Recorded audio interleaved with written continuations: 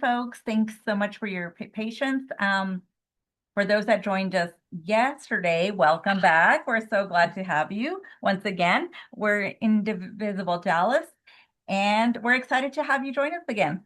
For people unfamiliar with us, we'll share a little bit about what we do and invite you to engage with us after this call. Dallas, we need your help and your heart, especially in this moment. We are part of a progressive grassroots movement fueled by a partnership between thousands of autonomous indivisible groups across the country and beyond. And we're supported by a national indivisible organization with a mission to elect progressive leaders and fight authoritarianism. In the state of Texas alone, there are over 70 local chapters fighting together for democracy in their communities.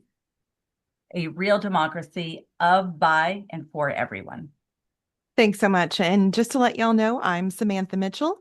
This is Adriana Escondrias, and together we're co-leads of Indivisible Dallas. And again, welcome. Thank you for your patience and thank you for joining us.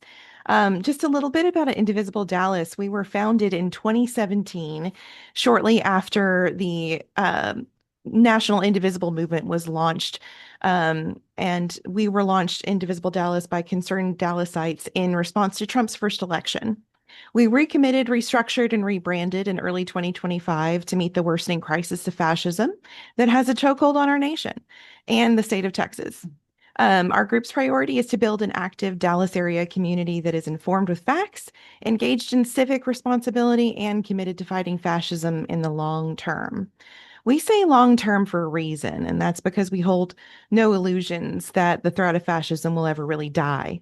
One protest, one phone call, y'all know, one voter registered, it just won't solve it all. Even after getting Trump out of office, it won't solve everything. So democracy must be defended day by day, generation after generation. We know deeply in our bones that this fight will last a lifetime, and not just to remove those in power, but to keep them away from power forever. Together, we're indivisible.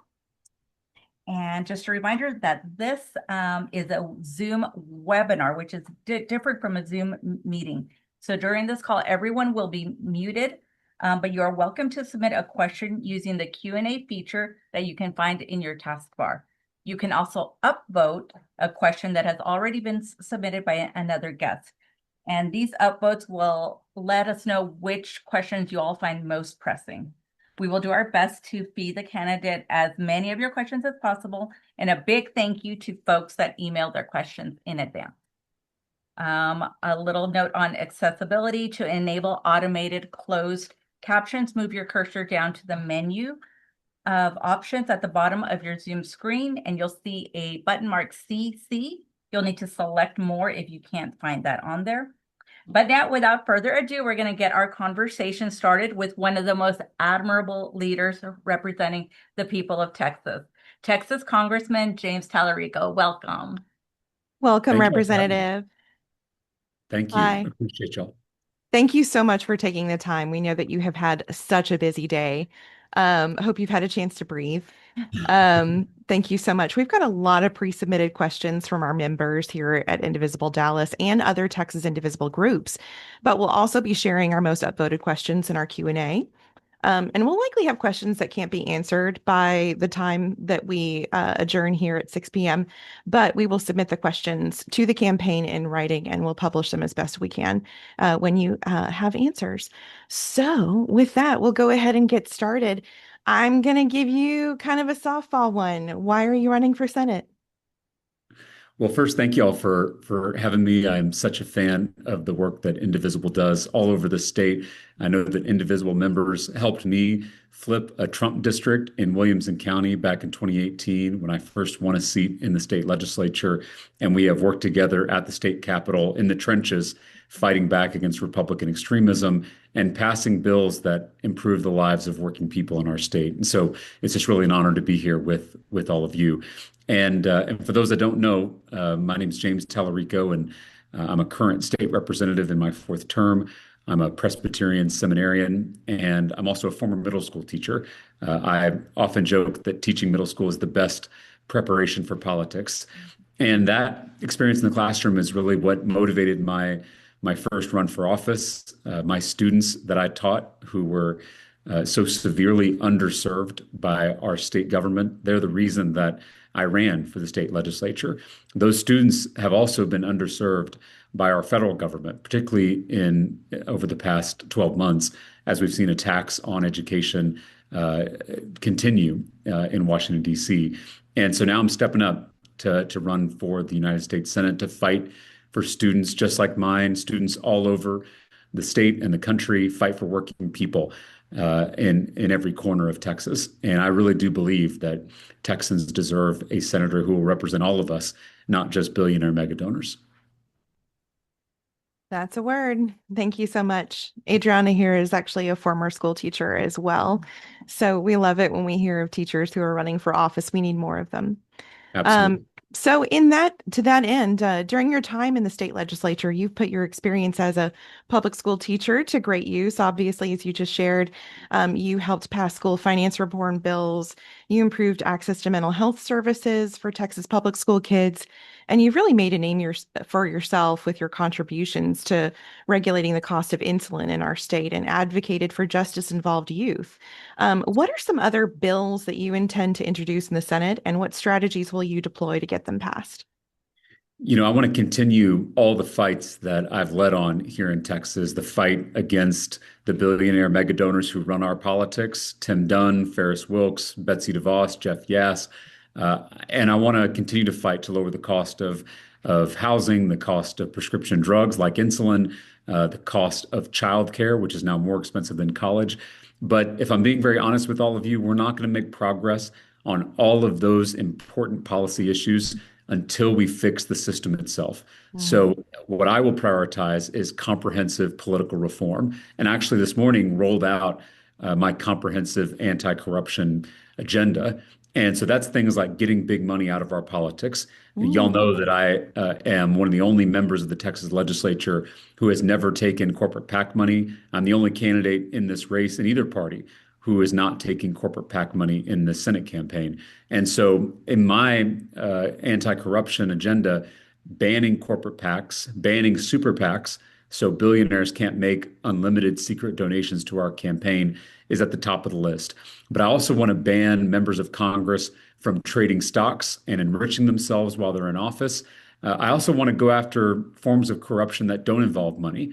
That's banning partisan gerrymandering in every state in the union. Y'all know that I led the fight over the summer against this power grab we're seeing in Texas, and I led the quorum break to shine a national spotlight on Trump's redistricting scheme. And so passing a national ban is a top priority for me and must be included in political reform. And I'll just mention two others. We have to put in place term limits so that we can get a new generation of leaders stepping up to serve this country. And then lastly, we have put forward an idea that would require every single member of Congress to hold annual town halls in their districts so that their constituents can hold them accountable. And so that for me, that kind of comprehensive political reform has to be the top priority once we win a Senate majority in 2026. Thank you so much. And actually, I'm so glad that you brought up corruption. So, as an organization, Indivisible really does feel strongly about reforming campaign finance, particularly regarding contributions from what we call fascism funders, techno-fascists of Silicon Valley, billionaire donors, crypto scammers. And we've actually also seen recent reports, actually not recent necessarily, that you have accepted PAC money from the Texas Sands PAC, which has a primary donor that we have seen reporting on of Miriam Adelson, who is sort of a conservative donor and also owner of the Mavs. Do you commit to refusing funds from other such sources mentioned going forward? And if not, we definitely welcome your reasons why. Yeah, I've never accepted a donation from Mary That Madelson. was incorrect. Okay, got it. Yeah, well, she has never given a donation to me. I've never met her Right. before. I don't know her. But I do support legalizing gambling in Texas. It's a position I've held since before I ran for office. I've always been very vocal about that issue because I believe that it will bring desperately needed tax revenue into our Texas public schools. Y'all know how passionate I am about public education. We rank 43rd in the nation in per student education funding. And right now, we are losing business to Louisiana and to Oklahoma. If we were to bring that business back into Texas, we could then tax these entities and bring that revenue into our schools so we can pay our teachers and support our students. So that's why I support that policy goal. But I don't know Mary Matelson and don't have any plans to get to know her. It sounds like on most policies, she and I disagree deeply. Yeah. But on this issue, I do support legalizing gambling. Thank you so much. Just wanted to clear up some misinformation Yeah, that was floating around that's there. okay. And just this is the last hardball topic of Israel, of course. Yeah. You have been known to refer to what is happening in Gaza, despite the truce, as a slaughter of innocent people, and it makes all of us physically ill. While you have opposed funding any offensive weapons or supplies to Israel, you have also voiced your support in the past for funding Israel's defense system. Can you explain the difference and why you would make that choice? Yeah, it's a great question. As an educator, seeing what's happening in Gaza makes me sick to my stomach. And I've quoted a theologian who said that I screamed at God for the starving children until I realized the starving children was God With screaming at God. me. Hmm. And right now, God is screaming at all of us in Gaza as we speak. Hmm. And I believe that Israel has a right to defend itself like any nation, but Prime Minister Benjamin Netanyahu does not have the right to wage war against civilians. He does not have the right to use famine and collective punishments as tactics. And so that's why I support banning offensive weapons to the Netanyahu government so we can stop the death and the destruction in Gaza and save innocent life. That is always going to be my North Star. Again, given my faith, my belief that every human being is made in the image of the sacred, that every human being is holy, I'm always going to support policies that protect innocent life in Gaza, in Israel, anywhere around the world. And so I support banning offensive weapons that are being used to slaughter civilians, that are being used to kill innocent men, women, and children in Gaza.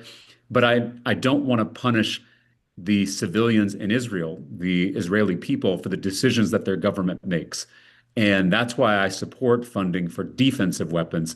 And to keep in mind here, any funding for defensive weapons like the Iron Dome has to come with clear agreements that those defensive systems will not be used to harm civilians. So I want to offer that caveat that if we're going to fund defensive systems, it can't be used to harm civilians.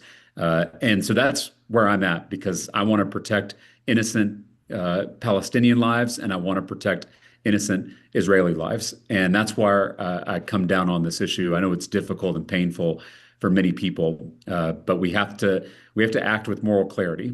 And I would not have supported the resolution today in Congress to continue funding these offensive weapons to Netanyahu. I would have stood with the House Democrats who voted no on this issue. And so I believe that the United States has to step up and stop being complicit in the death and the destruction in Gaza. Thank you so much for that clarity. I really appreciate your thoughtful answer. So on that note, as Congress goes, most of our members of Indivisible are pretty disillusioned, to say the least, when it comes to the leadership within the Democratic Party. Certainly, Chuck Schumer, Hakeem Jeffries, we really do want more fighters like yourself to lead a progressive movement within Congress. Will you support an effort to replace Chuck Schumer from a position of Senate leadership? And if so, how do you specifically want to go about doing that? And also, do you have a dream pick that you would choose? Well, I share your frustration, and I also think we need a new generation of fighters who are willing to step up and lead this party into the future, especially as we confront this authoritarianism at home. I have been in leadership elections in the Texas legislature where we've selected caucus leaders, caucus chairs, and I will conduct myself in the U.S. Senate exactly as I've conducted myself in the state house. I will sit down with every candidate. I will ask them tough questions. I will hear about their vision and their values, and then I'll make a decision about who I will support as a leader of our caucus in the U.S. Senate. If you're asking for my dream pick, I have to tell you, I have been deeply inspired by Reverend Raphael Warnock out of Georgia. Obviously, given the importance of faith in my life and how it motivates my public service, I feel like he leads with a moral clarity and a fighting spirit that I find refreshing. And so, if I was going to have a dream draft here, I think Raphael Warnock would be at the top of my list. And I also will say, I think that we have to have more leaders coming out of red states because as Democrats, as progressives, as those who love democracy in a red state, we know how to fight. We have to develop thick skin and we have to learn how to use every tool in our toolbox to fight authoritarianism. And that's exactly, true in Texas, it's true in Georgia. And I really do think the future of the Democratic Party is going to come from red states like ours. Yes, I Mhm. tend to agree. I think we both do. We both will say until we're blue in the face that Texas is not really a red state. We're just a hostage state, gerrymandered to death, right? Yes. Um, and I know that you're aware of the erosion of constitutional checks and balances, as you just brought up, or any kind of accountability, honestly, for the egregiously illegal acts committed by this Trump regime.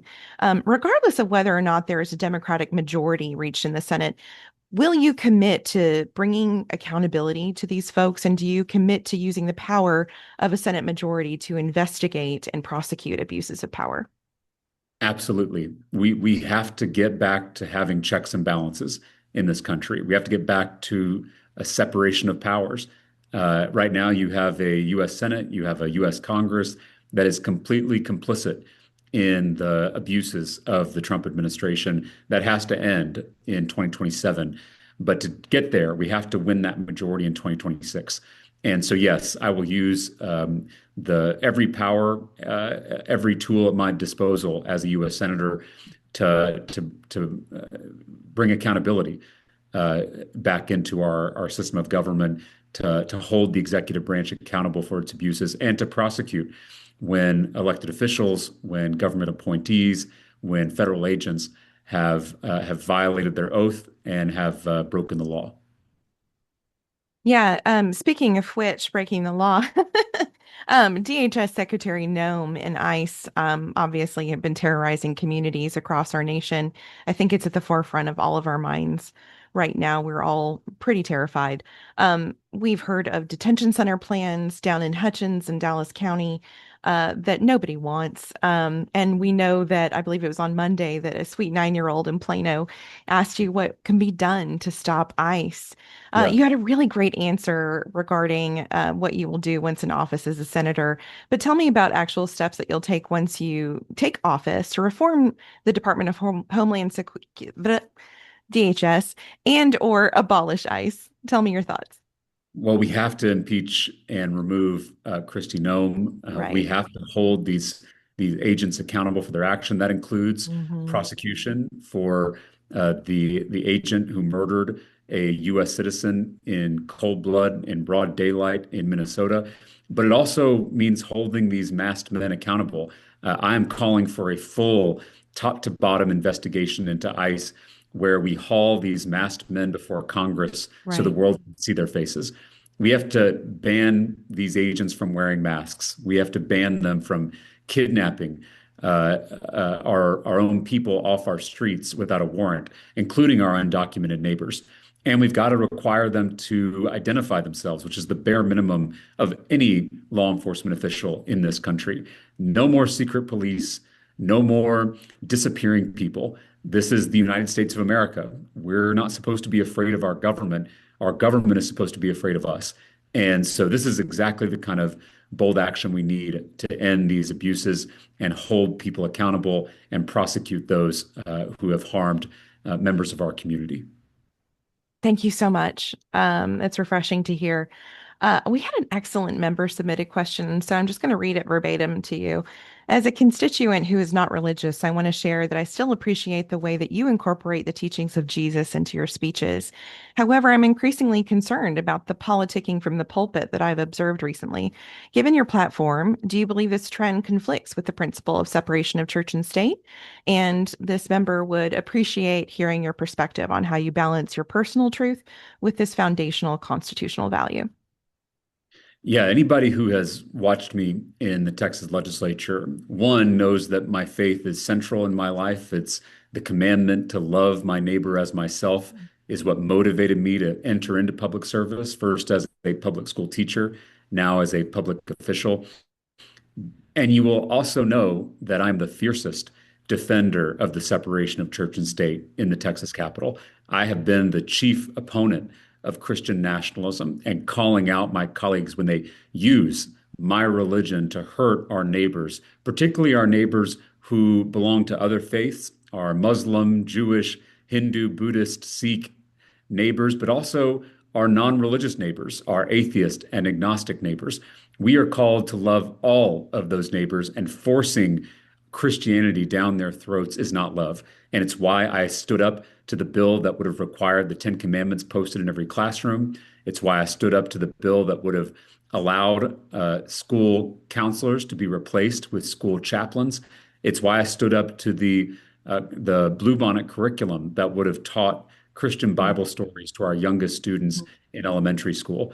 And it's why I led the fight against private school vouchers that would have taken public money and given it to unaccountable religious private schools. So I believe the separation of church and state is sacred, and I will fight for it just like I did in the Texas legislature when I'm in the United States Senate. Thank you so much. And thank you for fighting for religious freedom in our state. On another topic that Christian nationalism has greatly ingrained into all of our lives, and especially here in Texas, we know that the Heritage Foundation and other groups have made passing a national abortion ban a priority in the next couple of years. I know that you know how many Texans have been endangered by our abortion ban. What do you plan to do to prevent a nationwide abortion ban and other attacks on reproductive health care? Certainly, birth control pills and Plan B; those are all under attack. What's your strategy there? I have a 100% pro-choice voting record in the Texas legislature and have been endorsed by Planned Parenthood in every one of my races. I believe that we need to trust Texas women to make decisions about their own bodies in consultation with their family members, their doctors.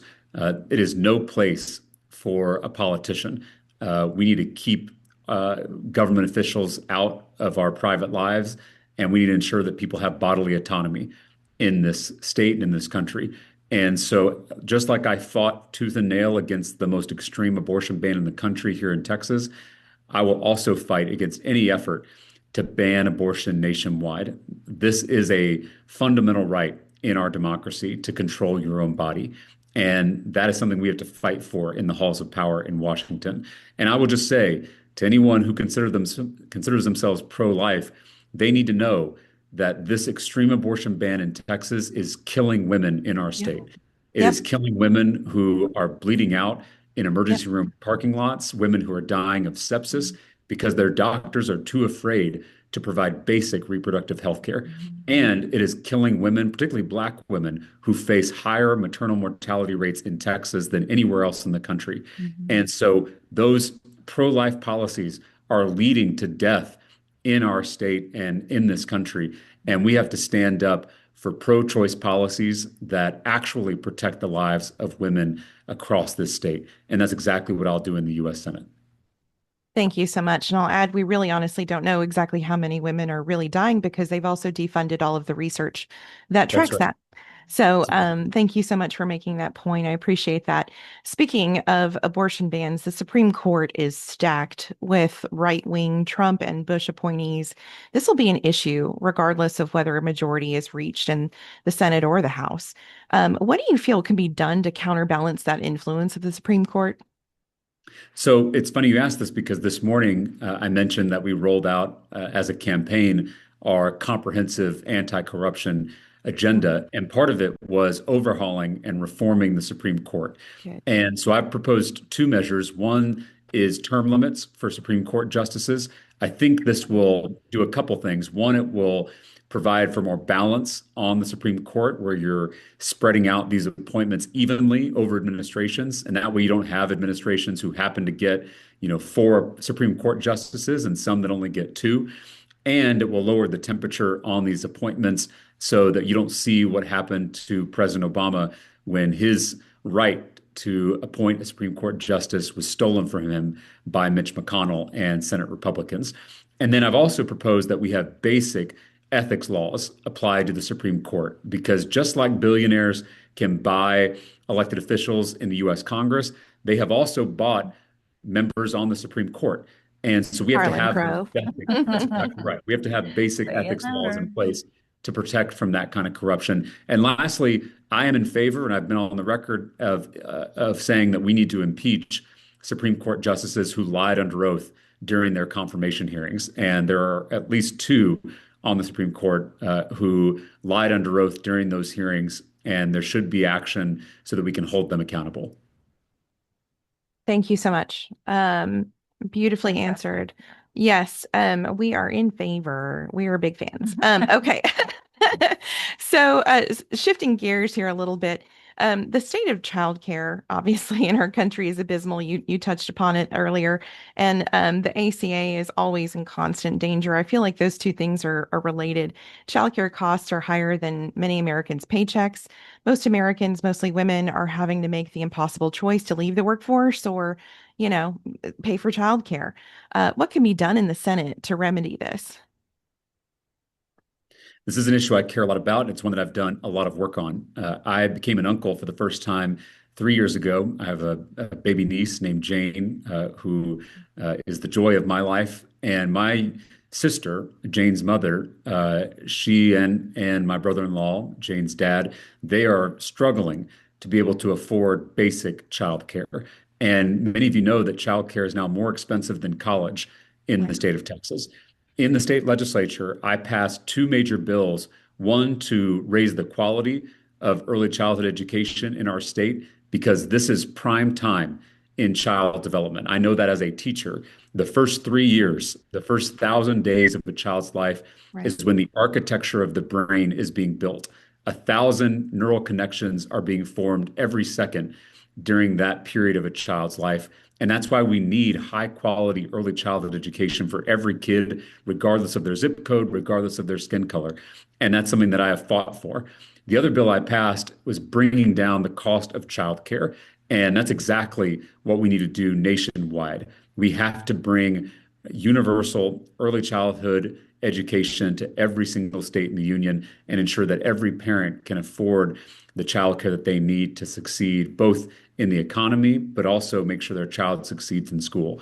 And so I'm going to keep working on this issue in the U.S. Senate.